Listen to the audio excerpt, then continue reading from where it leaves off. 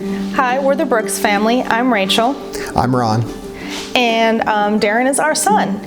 And he was born in 2012, what seemed like a very typical birth. He was 39 weeks gestation and was happy, healthy. And then within the first couple of hours, they said he's having trouble breathing. We need to take him to the NICU. And they took him, and it turned out his lungs were about to collapse.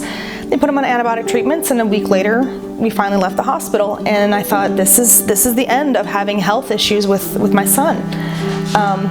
Maybe 6 months of age, he started to get ear infections, and they came very rapidly. By 13 months, we had PE tubes put in. He wasn't talking then, but doctors thought, we'll give him some time. He's had a lot of infections and fluid in his ears, so let's just give him a minute to catch up. By 2, he still wasn't talking, and at that point, it was explained to me that medically there's no reason for him to not be talking. His ears are fine. Let's look at speech and OT therapies. And it was rough, but it seemed to make a little bit of a difference. And then we moved when he was right before his 3rd birthday. So with moving, trying to figure out where do we start all over again. So we explored different daycares, we explored different preschools, we looked at different places just to try in general. Nothing seemed to fit. He struggled to fit in and adjust, was constantly looked at differently, asked to leave several places.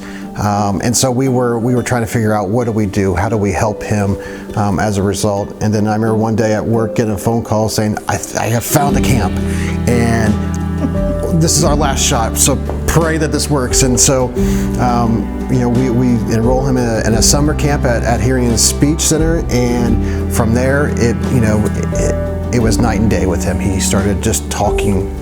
With that first camp, it was night and day. He started talking, and it was a lot of fun. Yeah, it turned a corner for him.